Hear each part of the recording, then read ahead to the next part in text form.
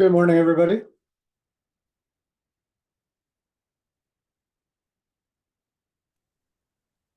Good morning. Hi, Susan. So, how many people we have? A pretty small group. Feel free to, unmute yourself and break in whenever you like, whenever you have questions, or if you want to just put them in the chat box or raise your hand or whatever you want, and I will try to answer them as we go along. Well, first question I have for you guys is, are there any clients here? I have been encouraging you realtors to invite your clients to my classes. Are there any clients? I will take that as a no. I don't see anything in the chat about that. Next question is, how many of you have been through Danny Hara's initial presentation about working with senior clients? If you have, maybe put that in the chat. If you don't know who he is, he's a Keller Williams agent. I think his team is the #1 team in Hawaii or something. He has a program to try to help agents learn to all of the ins and outs of working specifically with senior clients. Because I work in this area also, I saw that he was on the Keller Williams calendar, so I logged into his last class, and it was very good. One of the reasons I ask is because he mentions in there that if you are interested in this segment of the market, that you should create a relationship with somebody who does Delaware statutory trust. And that's me. So he also has a paid program. I don't know anything about it, but he has a paid, I guess, here I'm turning down the volume on my phone here. Give me just a second. He has a paid some kind of a training program to help you to learn to work with clients. Okay, so let's get rolling here. My name is Kerry Warden. I am a mortgage broker. I have been a mortgage broker for over 30 years. I work primarily this company, American Mortgage Management. Oh, here's a new change as of January 1st of this year. All of my regular mortgages that require a mortgage loan origination license, I do through this company, C2 Financial. This company, American Mortgage Management, is my own brokerage. I've operated it since 2000, and now I only do commercial loans and what we call business purpose, single family or residential loans that, like hard money, fix and flip, those kinds of things. And I do reverse mortgages through C2 Financial. The reason that I made this change is now I'm able to work in many more states by being what they call all in with this company, C2 Financial. We have access to over 100 lenders, including all of the reverse mortgage lenders. My background is I've done commercial real estate for many years. I've been through all the CCIM coursework. I do not have the CCIM designation because I never finished what's they call a portfolio of work that I didn't submit. But because that and these designations too from the Urban Land Institute, I did them primarily for my own purpose. I do have a history of real estate and investment and development and commercial. And this is a property that I currently own. Unfortunately, I bought this before 2008 in order to do a 5-parcel subdivision and got stuck with it. And now though, I'm building a house down here. This is a beautiful property, creek going through it and so forth. And I bring this up or let you know just that I have a background in 1031 exchanges and commercial real estate and all the things that you and I are going to talk about. About 10 years ago, I started getting involved more with retirement, maybe because of my age, also because being in this business for so long, I now have clients that are actually 3 generations of clients. So I got much more involved with reverse mortgages and have found that it's really a valuable financial planning tool, particularly people who have accumulated a lot of equity. In California, particularly, we have a lot of real estate equity and a lot of times not a lot of other types of assets. And so particularly working with senior clients who have a focus on real estate, this isn't just to, survive. You can actually use this as a financial planning tool to actually create more wealth and more, buy more property, et cetera, et cetera. And we'll talk more about that as we go along. From the securities side, I'm an investment advisor representative. I got this licensing originally in 2008. Excuse me, before 2008. What now is referred to Delaware Statutory Trust, there was, and there still is, but it's not very popular, a different format called tenant in common real estate investments. The idea was similar, that people would pool their money together and buy large commercial real estate. The Delaware Statutory Trust after 2008 has become the much preferred format for that. But that's what I do. I use mostly my securities licensing for real estate related work. There are a number of things that can really be helpful for the real estate investor that require securities licensing. I have my license with a company. It's actually called Equity Advisors LLC, but the marketing arm of it is defertax.com, because everything we do really focuses on tax deferral. A lot of it is capital gains related. Some of it is ordinary income related. Now, you guys are all self-employed, and we have everything from solo 401ks to for the really big earners, there's defined benefit plans we can do and so forth. But what we're talking about today for your clients is going to focus on capital gains tax deferral work, right? Also, I don't know if any of you were on my class last month. I'm going to be doing a different class every month. I do get the honor of being my title, I guess, is the in-house lender for Keller Williams Santa Clara Valley, and I'm very happy about that. I'm working with you guys. So I'm doing one class a month on a variety of topics. So if any topics that you guys would really like to see, I'm happy to accommodate you on that. So last month I did this on Social Security. I have this designation called Registered Social Security Analyst. And a lot of people don't have a financial advisor, and they make really bad mistakes with their Social Security elections. And again, I invited you guys to invite your clients. If you know any clients, any senior clients who have questions about Social Security, I'm happy to do a presentation with them one-on-one and give them the whole analysis that we go through. I don't charge for this. People charge $500,000 to $1,000, that kind of thing, to do this analysis. I do not charge for that. Here's something I'd like to introduce you guys to. This is my new brand. I don't have it published yet because I have a little more work to do on it, but Real Retirement Strategy, right? Again, my strategies mostly have to do with real estate and retirement. But I have a question for you guys. Maybe you can put in the chat about this.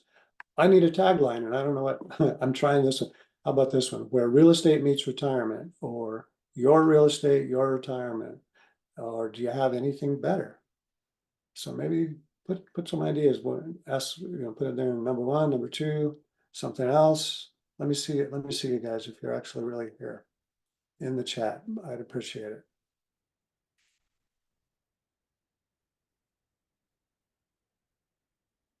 All right, so if I gave a similar program to this a couple of months ago, if you've seen this slide before, don't worry, we're not covering the exact same material as before. Thank you, Shaista, if I say your name right, I hope so. Thank you for that. So what we're going to talk about today is how to create more listings and sales, that's important for your business by understanding these principles. Defer capital gains tax, and create monthly income from the sale of highly appreciated real estate. right? Most of the people think of a 1031 exchange. That's kind of where your mind goes when you're thinking of deferring capital gains tax on highly appreciated real estate. Something that a lot of people don't know is that you can actually combine that with the Section 121 capital gains tax exclusion, which, in case if you're not familiar with that terminology, it's the $250,000 or $500,000 tax exclusion. And I have a slide about that, and we'll talk more about this coming up here, because this can be super powerful, and for you guys to actually get the opportunity to do multiple transactions with buying a house and then selling the house and then maybe even buying another house. And then, of course, Delaware statutory trusts. Again, Danny Hara talked about that. And then a deferred sales trust is something he did not discuss, which kind of surprised me. This is super valuable, particularly for highly appreciated primary residences. Okay. And we may talk about opportunity zone investments. This, if we have time, or if it comes up as a topic that you're interested in, this is different. You don't get the long-term tax deferral as in these other ones, but some people really, this would work for them, particularly if they have big tax consequences from other investments. Finally, convert trapped equity in a principal residence into a stream of income or source of investment capital without incurring monthly debt obligations or tax liability. I will tell you that as doing these classes for realtors, and I do one that's specifically for reverse mortgages, and the idea is often for purchases to help you guys to learn how to do use reverse mortgages in a purchase for your clients. But I will tell you, I've done more reverse mortgages for realtors than for their clients, because you guys are focused on equity and building equity, and often to the detriment, let's call it, of 401ks and other assets. So you have a lot of equity, and you also know how to use that equity to gain more wealth. So realtors do tend to like to use a reverse mortgage in their financial planning. All right, who owns highly appreciated real estate? And you can guess by now who it is. That's right, it's us. I'm one too, senior citizen. I'm 62, 63, sorry. And you know, by my age, we've had time to accumulate equity and have highly appreciated real estate. And that's the clients that we're talking about and who you guys will work to develop relationships with. But on the road to retirement, right? Okay, what's the driving force for your real estate owners and investors who are younger and hope to incorporate their real estate investments into the retirement plan? You know, when you guys are talking, when I talk to you realtors often about an investment property, it's rarely a retirement age person, it's a younger person. And in California, what are they trying to do? They're certainly not, in most cases, looking to buy investment property in California for cash flow, right? They are trying to accumulate assets, right? They're buying it in California for capital appreciation, not cash flow. And that's really an important point when you are talking to seniors or people who are thinking now, their mindset is changing. They're thinking about cash flow rather than capital appreciation. And here's another really important point about how this transition happens, right? Human capital, this is kind of financial planning terminology we're getting into here, but human capital is the most valuable, let's call it, aspect of a person's life, you know, their working life. It's their human capital. And that's where their money comes from. And when you're retiring, you are now giving up that human capital in a lot of sense. Not as much for realtors. I have a slide not in this presentation showing how realtors retire. Realtors retire very differently than a lot of people. But your what we call senior clients who have a real estate mindset, just as you do, retire differently also because they have a lot of their assets in real estate rather than the other things, like 401ks, et cetera, stocks. Okay, so retirement, right? Accumulation versus decumulation. Big word there, decumulation basically means they're spending their money. That is, I just had quite a long conversation with a friend actually just a few days ago, who he is trying to retire and he doesn't know what to do with himself. There is really a significant mental shift that happens going from the accumulation stage. Everybody's working hard, trying to save money, off things maybe because they want to save money. And people with a real estate mindset, accumulating money, accumulating equity, like we were just discussing, the idea of buying real estate for capital appreciation. When it gets to this side of the fence, though, accumulation, and this is where you guys, by understanding this mindset and thinking about these things, is helping people to kind of come to that terminology and understand real estate more about, okay, it's not about that now. It's about cash flow, because cash flow is how they get through retirement. And, we'll back up one real quick. So here's a really interesting thing about real estate. Almost everything else, 401ks, all your other assets, right? You are spending them down during this decumulation phase, during the retirement stage, right? You've accumulated all these assets, now you're spending it down. Real estate, cash flow, investment real estate, that is, actually, the value doesn't really go down that much, does it? And hopefully it goes up, right? So if you can create cash flow to help you in retirement to live, and still those assets are not decumulating, that's a very important part of real estate and different.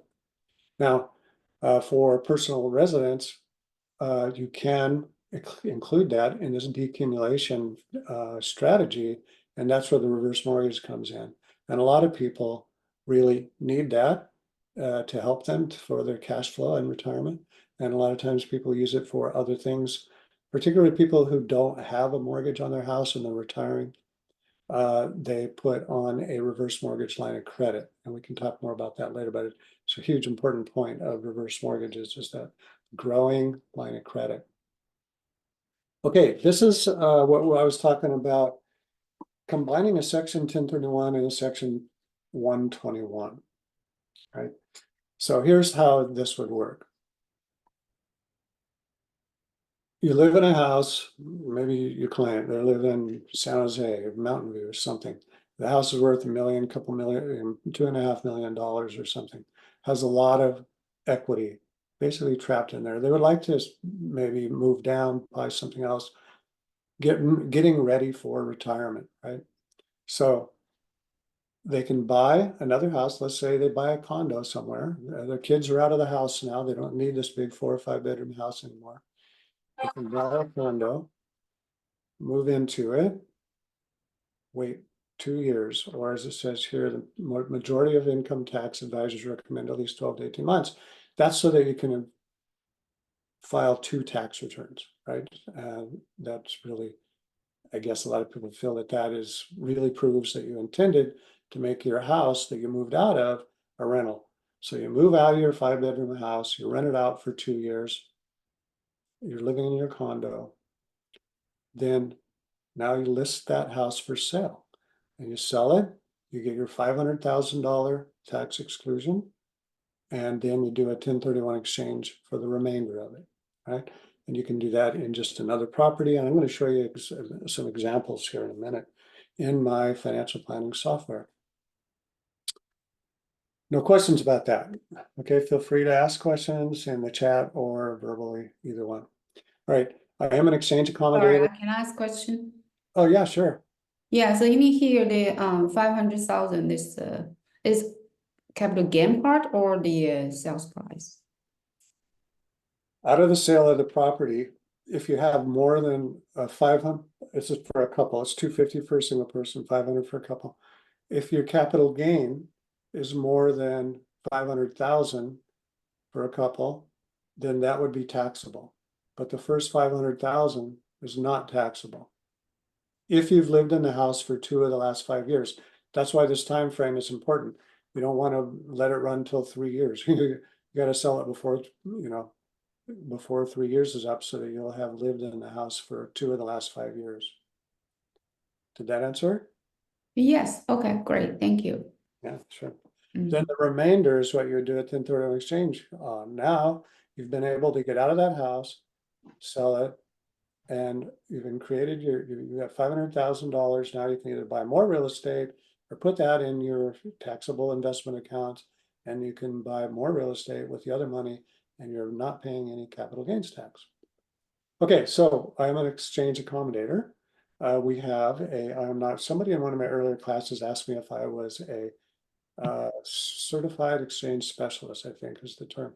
There is a designation for that, but that is for people who are actually sitting there at the desk doing exchanges all the time. One thing that I like to the analogy that I like to use for myself and what I do is as a general practitioner, as opposed to a specialist in medical practices, right? I have a lot of specialists that I work with, exchange specialists, different tax attorneys and trustee companies. If I'm doing a charitable remainder trust, it's not the same company and a different attorney than if I'm doing a deferred sales trust or a Delaware statutory trust, et cetera, right? So what I do requires a lot of teamwork and accountants. And by the way, if you're working with a client and they have a financial planner, I'm not trying to take any business away from any existing financial planning customers. I work with financial planners. And by the way, I am the current president of the Silicon Valley chapter of the Financial Planning Association. So I work with financial planners routinely. And so if any of your clients are working with financial planners, I'm happy to work with their planner to help them to achieve what they're trying to do. One thing that's interesting is there are not very many financial planners have much of a real estate understanding or background, particularly when it comes to these more kind of sophisticated strategies. And that's what I work with them. Okay, basic 1031 exchange, right? Here's you sell your property. You have 45 days to identify the replacement. This is important. You can identify 3 or even up to 6 properties. You have to close on one of those that you've identified. You fill out a piece of paper that says, these are the ones that I've identified.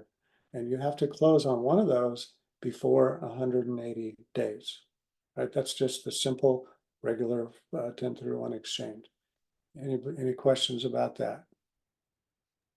So that this is 1031 exchange limited in one state or just nationwide? I mean, find another replacement property. Nationwide, this is a federal, an IRS rule, federal. I see, Barbara, let's see, you asked, that's provided they have the money to buy a second home.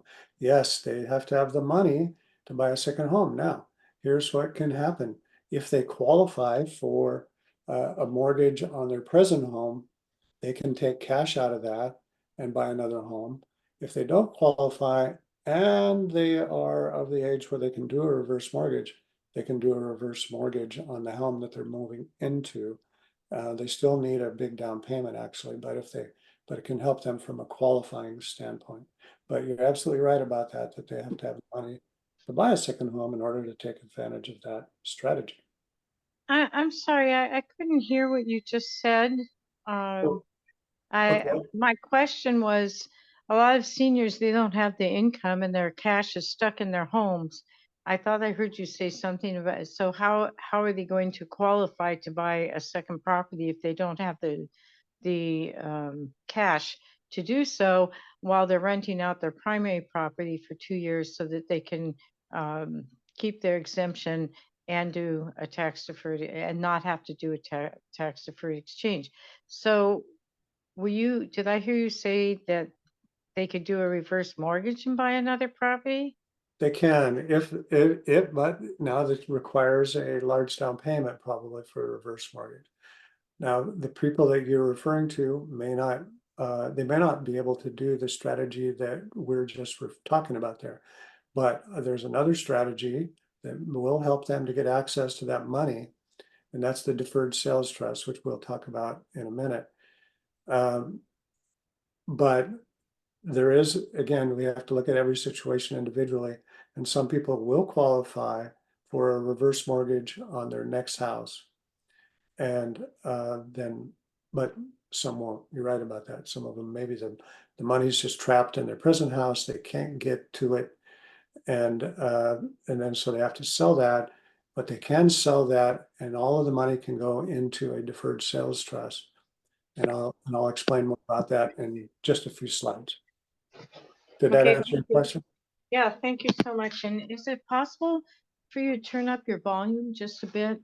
Oh, I think it's, let me see how I can do that. Let's see here.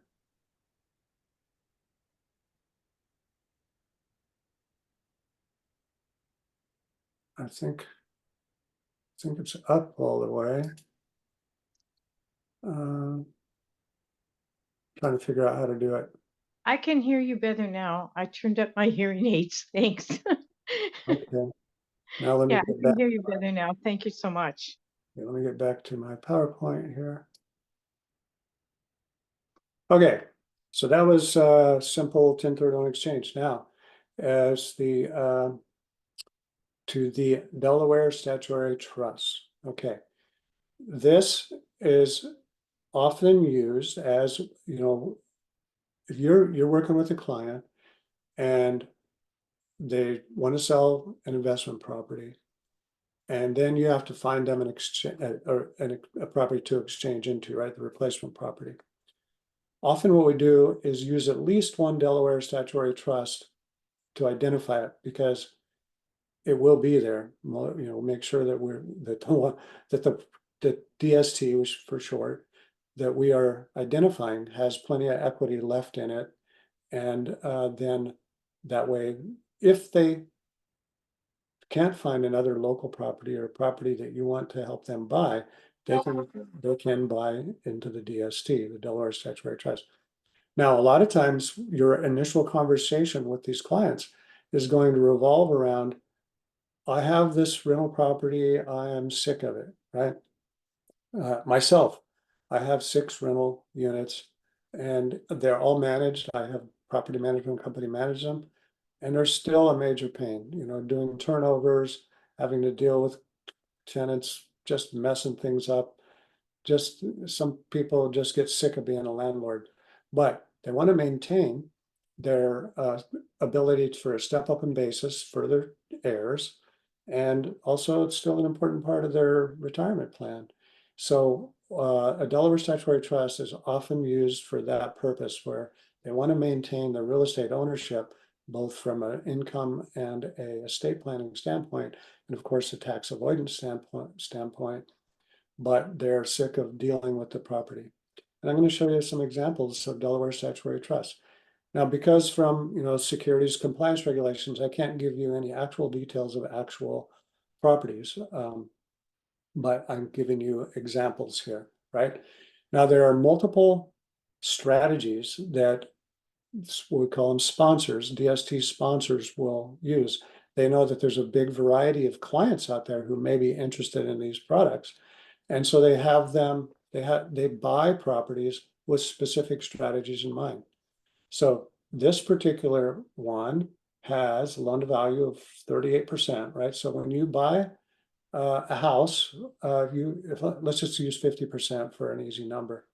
If you put 50% down on a house, you put in, 50% of the equity, but you actually buy twice as much, right? So now your income, your tax benefits, your depreciation, all of that is the total purchase price not just the amount that you put in.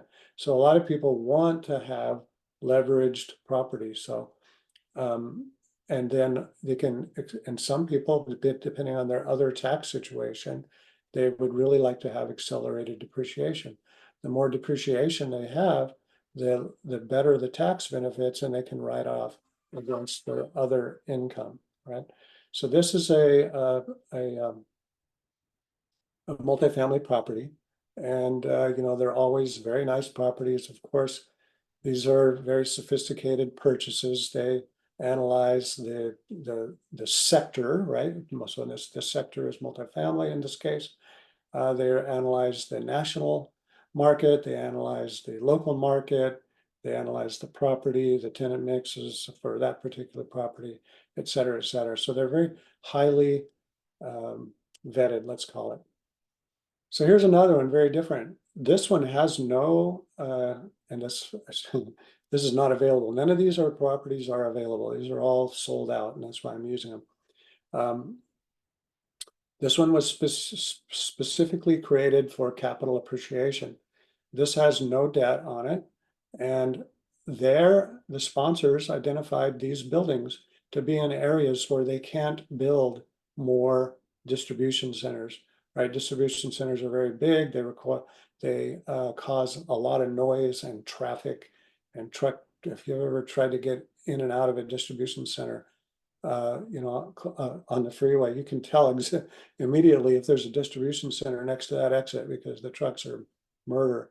So they can't build anymore in some places, and so they bought these specifically because the leases are short-term, and they hope to be able to release them at higher lease rates, right? And so this is a capital appreciation play. Now, a lot of times, and the majority of the time, large nationally known tenants do very long leases, and so you don't get very much capital appreciation in these big single tenant buildings. Therefore, just steady cash flow. That's why people buy them.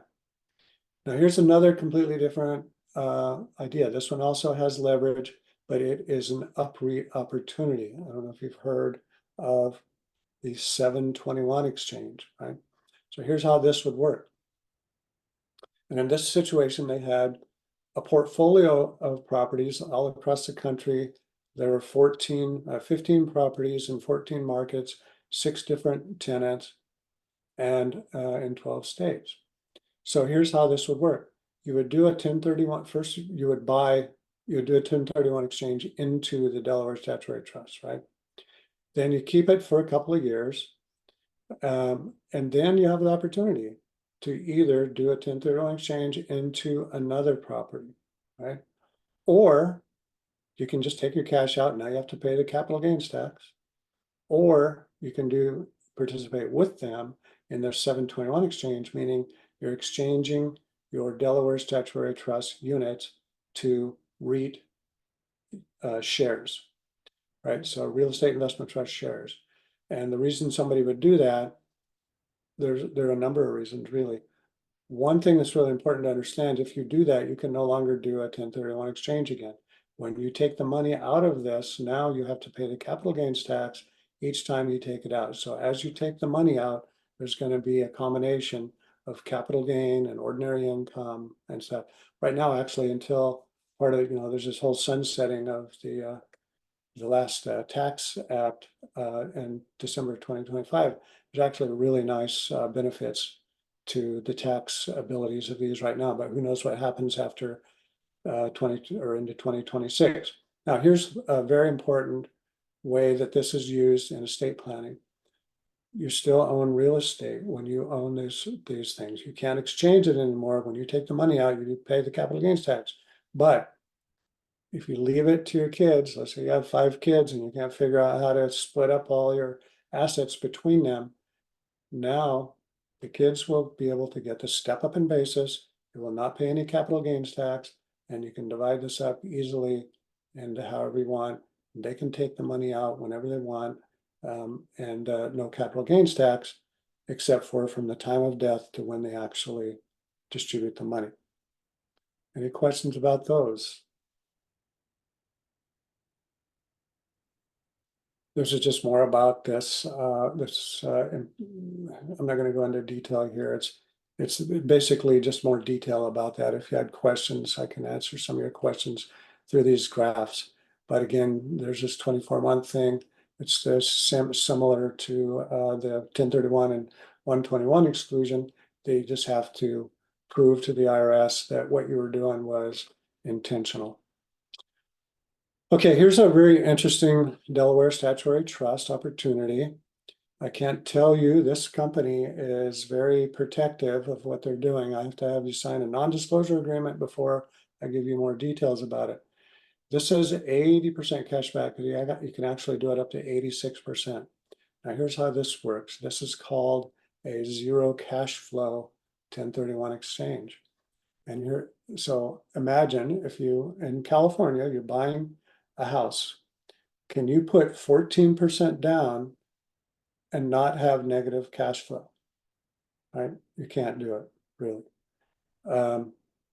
If you have an 86% loan to value on a new purchase, you're going to have negative cash flow. But because of the characteristics of this, the way they do it is you're basically getting an 86% loan. And so if you put in $1 million, you get $860,000 back right away. And now that's your money. It's just like taking a loan from your own house. There's no tax on it, right? Because you don't pay income tax on distributions from your own home. And it's the same thing here. Well, any investment property, you can take cash out of it, do a cash out loan, and it's not taxable income. So some people use this, specifically for that purpose. Now they have deferred the tax on the sale of their previous property, but they have the cash, or at least 86% of it, and they can buy more property or do whatever they want to do, whatever they need to do with that. So this is really a unique opportunity.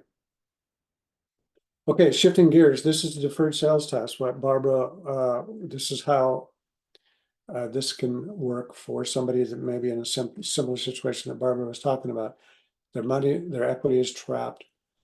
And I actually just did one of these for one of your Keller Williams agents this last fall. So in this case, the seller had 2.6, I think it was, she sold her house for 2.6 million.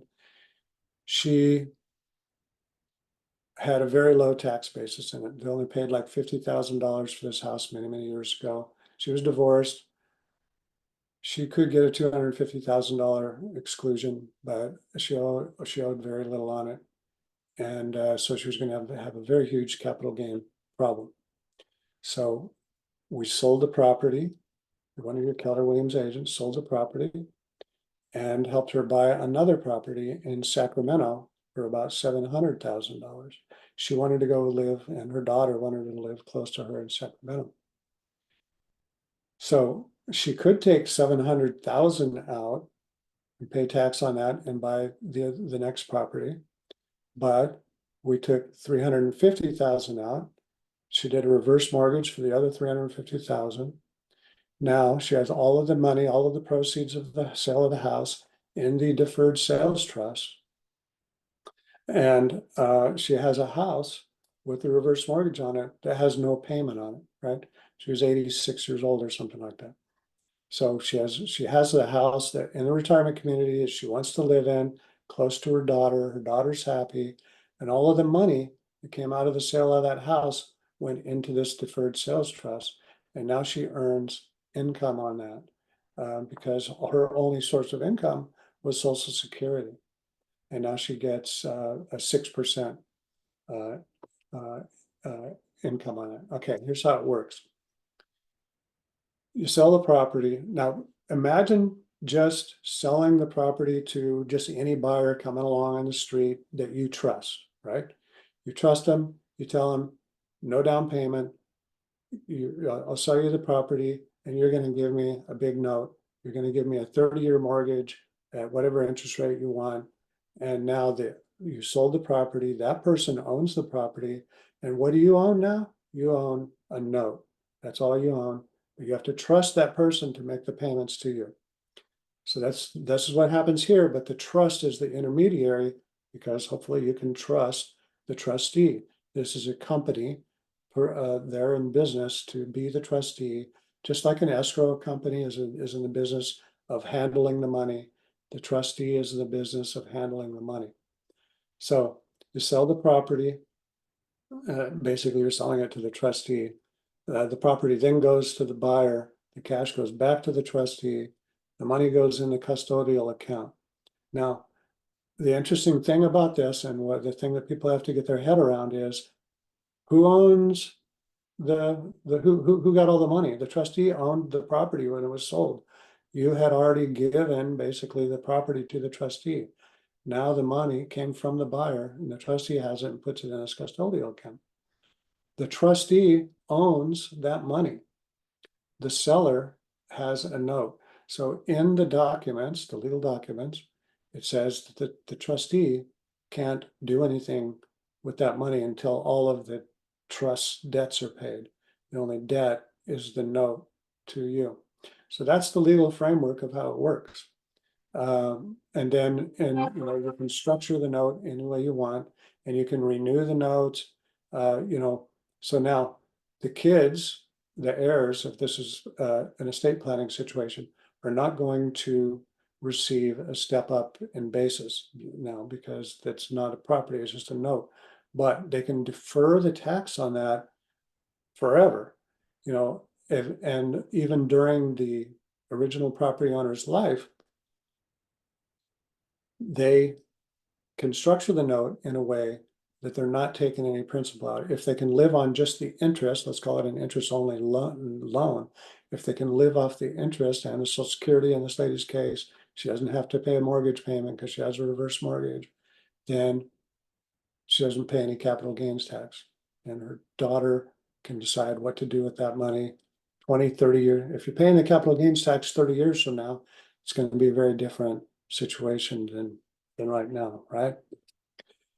Okay, any questions about that? That's a super, super important thing for you guys to understand. So many people, especially in the Bay Area, just are trapped, really. They don't know how to get out of that house. So at Danny Hara's program, he wants to help you guys to learn how to market to these people. So I'm sure that's very good. I don't know, I can't remember how much he charges for it. Okay, switching quickly. Sorry, I have a question regarding the trustee. Sure. Yeah, go ahead, Susan. Yeah, thank you. So basically, what's the purpose of people to, form this trustee, and what's the benefit of the seller? Well, okay, you're selling the house. Let's say this lady that I was just referring to, she has a $2.6 million house. She, if she sold it, she would pay, in her case, I think it was $650,000 in capital gains tax, right? Okay. It would cost her $650,000 to sell the house. So when you're out talking to people, that's what you're going to come up against. They're going to say, oh yeah, Susan, I'd love to sell my house, except for I'm going to have a huge capital gain. I can't sell it, right? So you want to look for people in that situation that would sell their house if they didn't have to pay the tax. Mm-hmm. And there's a lot of them out there. So basically for this format, it's just for seller that do not want to pay taxes. Well, it solves multiple problems. Like in this situation, she was able to move close to her daughter and defer the tax. It creates a stream of income for her, because even though she was living in this nice house in the Bay Area, she only was living on Social Security, and she had a reverse mortgage on that house too. But that was her sole source of income. So now she has the income from the note, that the note is generating income.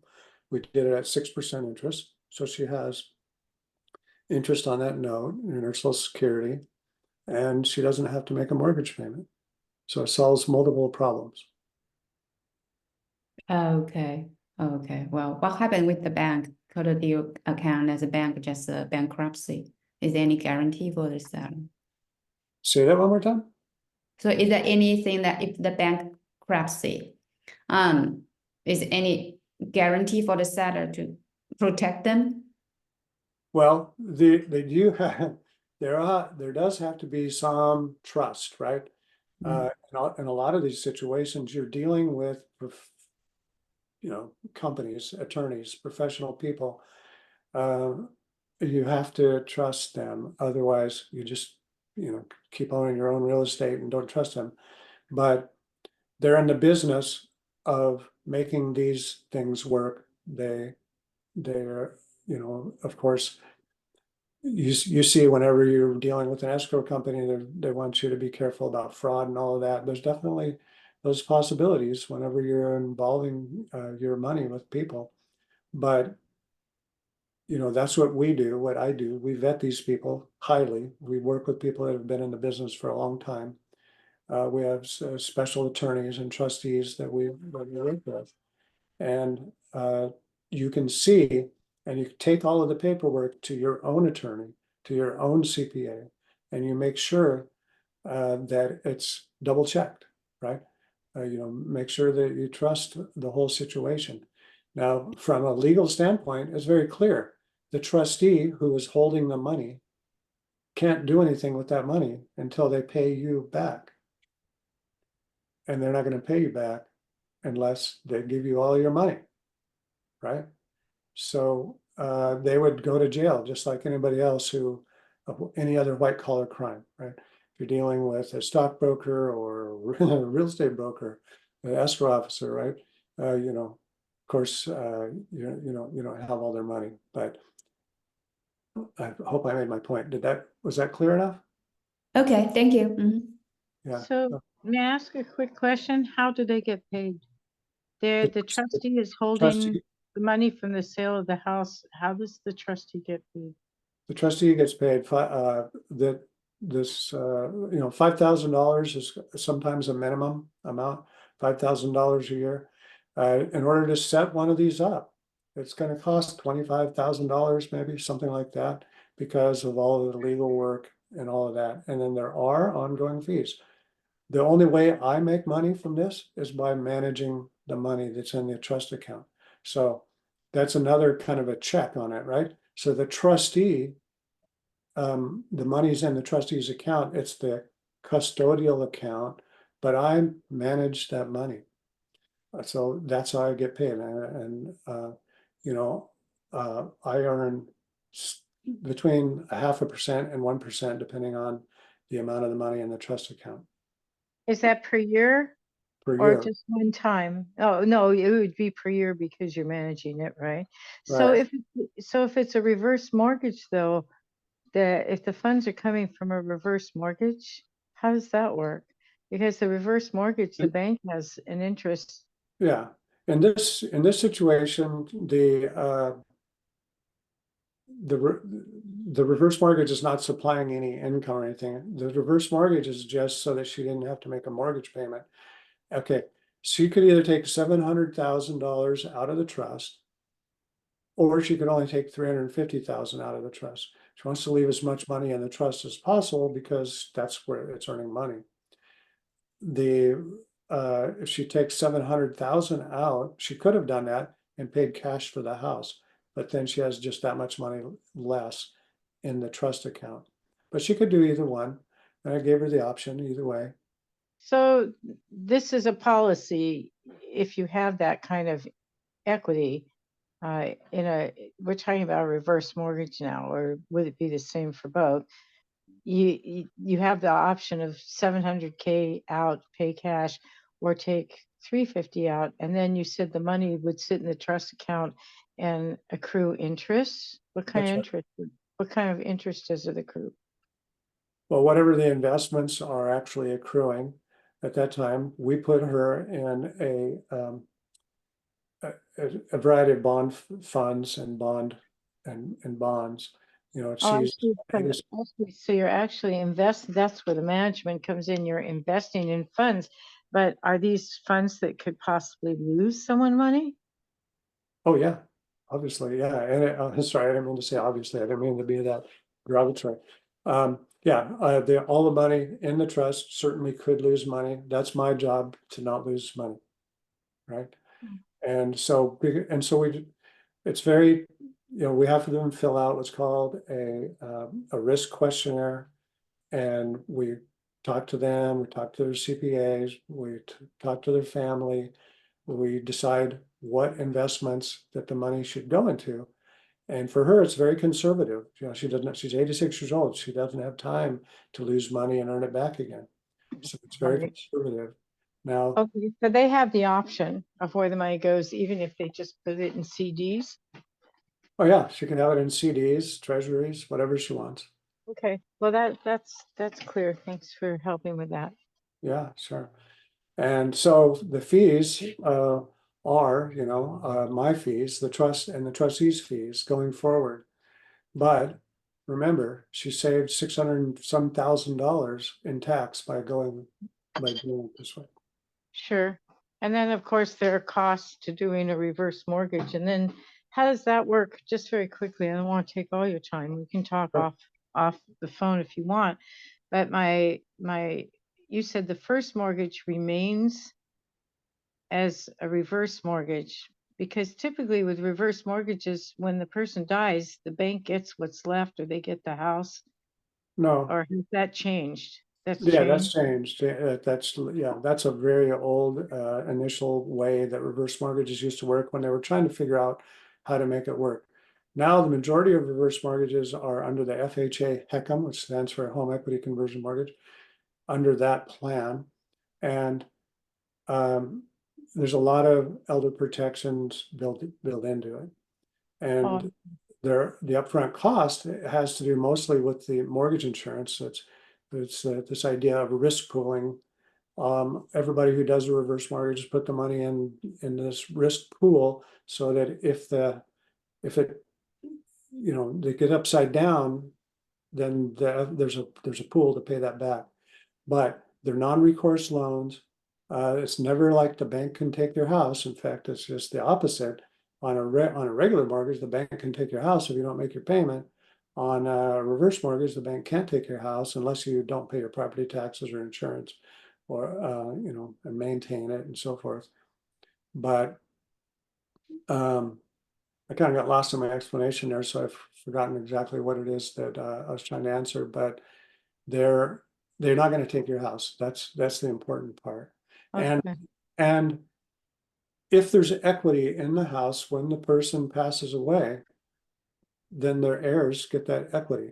If the house is upside down, the heirs don't have to pay the difference, right? Wait, hold on. Say that one more time, please. If there is If there's equity. equity left in the house, the heirs receive that. They sell the house, right? So the last person dies, the heirs receive the last person dies, they sell the house, the bank gets the amount that is owed to them, and the heirs get the rest of the money.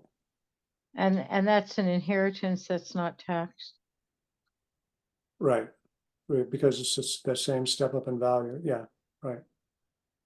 Okay, so they pay off the bank what the bank is owed. Yeah, just like any other mortgage, Okay. if it's a regular forward mortgage, doesn't matter. When the bank gets their money that they're owed when it's sold. Now, very important though, if it is upside down, then the heirs don't have to pay the difference. They'll always be able to inherit that house for 95% of the value. That's written into the rules because there's going to be sales costs, obviously, so that they can always get 95% of the current appraised value. Huh. And the bank is just left out in a field Well, somewhere? FHA is. I'm sorry, say That's that it. one more time. Well, FHA actually absorbs that cost. That's why they have that 2% upfront mortgage insurance premium. How much is the upfront mortgage premium? 2%. Oh, 2%. Sorry, I couldn't hear you. Okay, all Okay. right. But yeah. That makes, so things have changed since I've been in the business 37 years, and in the Oh, beginning, reverse mortgages were not favorable to the owner. They were favorable to the bank.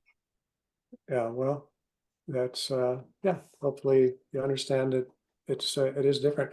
I'd be happy to have a a conversation with you offline. I can show you in my software and so forth. Yeah, that would be great. I'd love to make a appointment with you. You're local, right? Yeah. Okay, thank you. Look, okay. So, what I was going to do is go through some slides here about reverse mortgage, but we're kind of getting close on time. So what I'm going to do instead is switch gears, and anybody that wants to talk about and get really more in depth on reverse mortgages, what I was going to show you here, I have these slides that show basically the whole idea of reverse mortgages and how things change, how they work uh, in retirement, how it can be helpful. But because we're about out of time, I want to show you something different that really has more to do with, let me get in here, some actual example. I shouldn't say actual example because this is a test loan that I've done here. But okay, so the software that you're looking at right here is my financial planning software. Right. So this is a fake client, Frank and Joanna Miller, but they're built in a way that is similar to a lot of people. They're 60 to 63. They have some money in their 401ks and regular taxable investment, right? When we go to, and they have a house, and they have actually a little cabin. But what I do in the software, now this is important for if you're working with clients and they're trying to decide what to do. Where it often goes is I help you illustrate all of this stuff to them in this software. So, sorry. Oh, so anyway, here's just one illustration in this case, right? This is their lifetime portfolio value as it is now. They are okay. They're going to run out of money in 96 when the youngest borrower is 96. And this is just they're based on a lot of assumptions that I have built into this scenario, right? But what I can do on this software, this is called the base facts. This is if you first talk to them and they're trying to decide what to do. Should they buy more property? Should they do a 1031 exchange? Should they do a reverse mortgage? Should they, all of that. So then I can do different scenarios, right? So for these people, I can talk to them about buying a condo and renting out their house. So back to that 1031 and 121 exclusion scenario. In this case, what I did is I set this up for them to, they moved out of their house, they bought a condominium. And then they just lived there and they rented out their house for 2 years. And then they sold their house. And they put $500,000 into their investment account because they got the 500,000 exclusion. This is 2 years later. And then they sold that house and they have a 1031 exchange. And then so they buy a new rental property. And for this example, I just did this morning. I just looked at what cap rates and for multifamily property in Florida, looked like 8%, right? So I showed them buying a $2 million property with an 8% cap rate. And I saw there were multiple of them there that, at that kind of general cap rate. And so this is how their trajectory changed. They not only did they not run out of money, but they have a lot of assets. They have $1.5 million left to leave their kids, right? We can look at lots of different reports here. For example, this cash flow report. You can see they never run out of money. Back to their original base facts. This is a cash flow, not their portfolio report. They actually do run out of money. I also have one here for, sell the house and buy a Delaware statutory trust. Similar, right? They never run out of money. Their lifetime portfolio value goes up, almost $2 million by doing this instead of just continuing to live in their house. So that's really it. It's 1031. I'm happy to stay on as long as you want and talk about anything you guys want.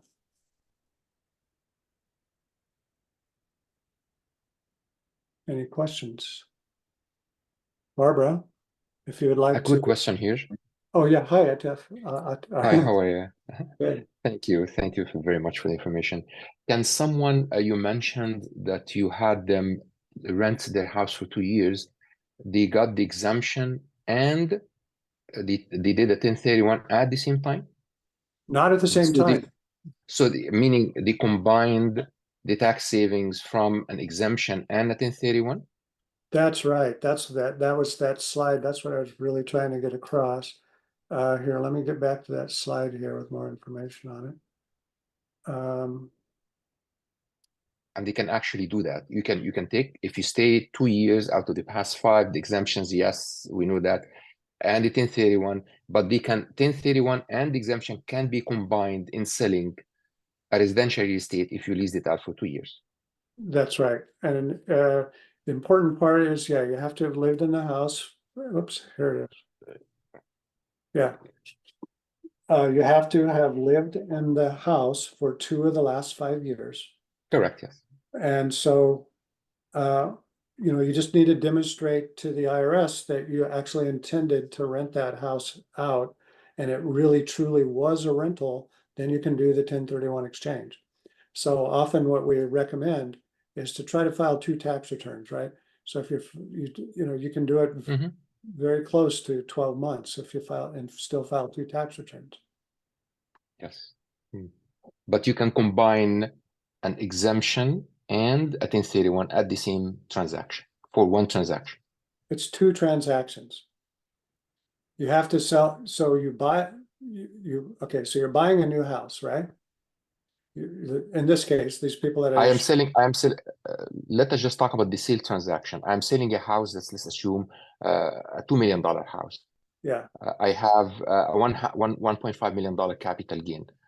I can take the $500,000 in this case as an exemption with the example that you gave, and then transfer the $1 million or $1.5 million in this case to a 1031. Yes, 2 years later, after you rent that house out for 2 years. Understood. Now, wait, okay, so again, you can get the exemption if you lived in the house for, so maybe you have multiple rental properties, whatever, you move into another property, right? You rent this out. You have to have rented this house out for, 12 to 18 months. 2 years. Yeah, Yes. right. So you rent it out and then, yes, when you sell it, so you're right, it is one transaction really, because you're going to sell it and you get the exemption, put that money in your bank, and then you do a 1031 exchange. So yes, you're right. I always think of it in 2 transactions, but it's really, you're right, one transaction. Very well. Thank you so much. And if you want to read more about it, this is the actual revenue procedure 2005-14. You can look it up. Okay, I took a note. I thought it. So regarding this case that if the owner, they rent the property, right? They try to apply for that exemption, but at the same time, they purchase a new home. So for this new home, they might also apply for home exemption, correct? Yeah, So- they can. Yeah, so how can I just, keep 2 exemptions? You can exercise that section 121 exemption once every 2 years. So so they sell that home. Hopefully that house, hopefully the second home that they bought, improved in value for a couple of years. But at one point, then they can sell it whenever they want and to get the exemption again. But when they just, close in the title, in the escrow, so basically can they apply exemption at the same time? Well, they get the exemption on their original house that they lived in. But they rent out already. Yeah, they rented it out already. So when they Yeah. sell it, But they have not sold it. They just buy a new home. They want to reduce the tax, right? right. So they said they're apply for a new home exemption. Yeah, down the road, some other time, whenever they're going to sell that second home. Right. So in between these 2 years, which means this owner has 2 exemptions at the same time. Right, that's right. Yeah. As long as 2 years have passed, they can do an exemption on the second home. Assuming, how much appreciation they had in only that 2-year period. The first one, where they had the big capital gain, is because they owned that house for a long time.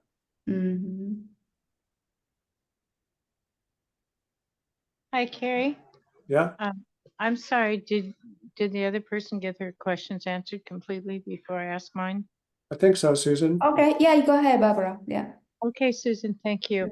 Uh-huh. Just want to make sure. So my question, I have two questions. One, I own a duplex. I live in one side, I rent out the other. I was planning at some point in the future to rent out the unit I'm currently living in, move into my back unit, which is a 3-bedroom instead of a 2-bedroom, live in that 2 years, convert it to a primary residence so that my duplex, the entire duplex, would be a primary residence. But according to my 1031 tax specialist, he said now it wouldn't really help me because now it's only a fractional interest that I would get moving into Right. that stuff. You're trying to So- get the 121 exclusion on the whole thing, right? I'm sorry, say that again. You're Yeah, I was hoping to trying to do. get, the exclusion on the entire property, but I'm single, so I don't know if that would make much sense since the property is appreciated. It's almost doubled in value. Yeah, I don't, that would be, I don't know how you could do that. If it truly is a multiple property, the IRS could figure that out. You can do a partial 121 exclusion. It's very common on people that own multiple unit properties. You definitely get the exclusion on the unit that you live in. But moving, if you were talking about doing an ADU and making it 3 units, is that what you were No, gonna? no. I have a duplex. It's a 2-bedroom, 2-bath, the one I live in, and then my tenants live in the 3-bedroom, 2-bath part of my duplex. And what I was wanting to do initially was at some point in the future, move into the back unit and make it a primary residence, live in it for 2 years, and then I could rent out the front unit for 2 Oh. years. And then I was hoping I could make the whole thing a primary residence and not have to do an exchange. That's interesting. Okay, so I get it now. You're trying to live in one unit for 2 years and then the other unit for 2 years. And then, I don't know, that's interesting. I have never heard that before, but I kind of, I mean, it sounds like you already got advice that wouldn't work. But I'm gonna look into that myself anyway, because it's an interesting concept. Well, it used to be you could do that, but the rules changed. Now when you used to be able to buy a property, live in it 2 years, sell it, exchange it into another property and just keep going on that way. But now it's a fractional interest, so it's changed. I have to get more information on it. The other question I have is second home. If you have a second home, how is that considered? If you want to sell that, it's not your primary residence. How is that viewed? That's, I don't know. Let me just Google that here real quick here. Let's see, section 121. And then of course there's the question of Airbnbs. Are they Well, considered Well, residences that you can exchange when you want to sell them? if you, no, yeah, if you have rental income on your tax return, you're gonna have a tough time. Let's see, the second home. Let's see here. I don't think you can do it on a second home. I think you, let's see. I don't know. I'm gonna have to find out about that too. Okay. Is it possible to contact you later? Do you have a phone number you're willing to give out? Oh, yeah.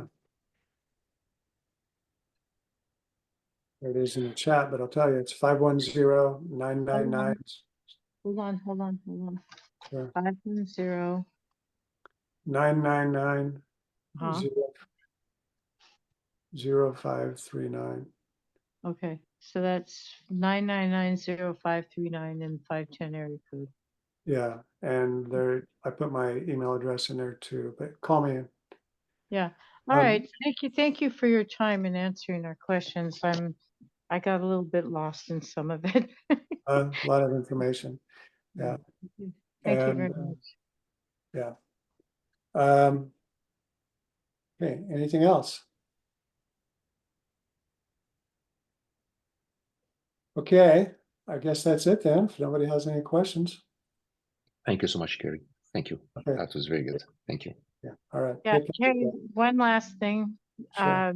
The slides, can you provide us with the slides? When you were talking about the slides, I heard what you were saying, but it didn't sit in my brain to where I Yeah. can repeat it about why you would do this kind of thing versus that kind of thing. And you gave us a few different scenarios. Mhm. Do Yeah, you, Abigail, I believe you're gonna make the slides available to everybody. okay, awesome. Thank you so much for Yes. all of your Thank you. information. Appreciate it. Thank you guys for your Okay. questions. Appreciate it. Okay, take care. Bye-bye. Okay. Hey, Carrie, Thank last you. question, sorry. Oh, Serge, Yeah, so basically, are you doing exchange for clients? say that again? Are you doing exchange? Oh, yes. Oh, okay. So basically, are you qualified for that, right? Like safe harbor, right? Yes. Okay. I think I understand your question. You're asking me if I can, Ye- if I handle exchanges for clients. Is that what you asked me? Yeah, yeah. Yes, yes, I do. But Carrie, do you go through an actual exchange company when you do Yes, that? yes, I have a relationship with with the company. What our marketing side of it, we call it startanexchange.com. And but then at that company is it's called Exchange Solutions, and that's where the exchange. I Uh, see. And then are do they have reserves and stuff like that? Because the person I've worked with for so many years is, forget the name of his company, but he's been around for a long time and he talked about it's really important to make sure. it, it is important that they're an established company, and just so you know, I'm perfectly happy to work with any exchange company. I make like $500 on an exchange. It's not like an important part, except for just the control and being able to make sure everything goes smoothly, particularly on deferred sales trusts. Sometimes the company, the escrow officer just doesn't know how to handle the paperwork and so forth. So that's all, just for simplicity. That's all, really the only reason that that I like to handle that part of it. But I'm perfectly happy to work with anybody that you're working with, your CPA, your escrow officer, your financial advisor, your exchange accommodator, anybody. I'm happy to work with anybody. Okay, so you mentioned, Carrie, you also currently you only do commercial loan, right? You say I only do commercial loans? Commercial loan. I don't only do commercial loans, but I do commercial loans, yes. Okay. My understanding that you said currently you just, switch to commercial industry that do kind of that loan. No, what I was trying to make clear is that I have different channels of business that and let me get all the way back here. Yeah. Yeah, you said because you're still in the process of applying CCIM and Yeah, this company, American Mortgage Managers, is a brokerage that I own, and through this I do commercial loans, yes. Through this company, I do regular purchase, refinances, and reverse mortgages. That's residential, right? Residential, right? Yeah, 1 to 4. So 1 to 4 units over here, 4 units or 5 units and above, and hard money loans over here. Okay. So you do basically specify in the duplex or yeah. So basically, are you still doing loan around about like warehouse, office, Oh yeah, building? yeah, absolutely. Okay. Great, thank you. There's a very big difference now. If it's a owner occupied, I mean, owner operated loan, right? Like a SBA loan, somebody that owns the building and they operate their business out of the building. I would probably do it through here because they have good relationships with SBA, right? But if it's through a bank loan type of thing, I would use this company here. Oh, sorry, I cannot see clearly. For the Okay. yeah. It's An blurry. it's called an owner user loan, right? As somebody who owns a building and they operate their business from that building. Does that make sense? Okay. That's called a commercial owner user loan. And the SBA does most of business. those, Small Business Small Administration, business associate, yeah. but I do those through this company because they have relationships with a lot of SBA lenders and they do a lot more paperwork. And I would do those to them. Other types of commercial loans, whether it's a single tenant, an office building, an industrial building, whatever, I do all of that through this company. Yeah. Okay, great. Okay, I have your contact information already. Okay, good. We'll talk later. Yeah, thank you, Carrie. All right. Thank you all. Thank you. Thank you. Bye. Bye. If I can figure out how to get out of here now.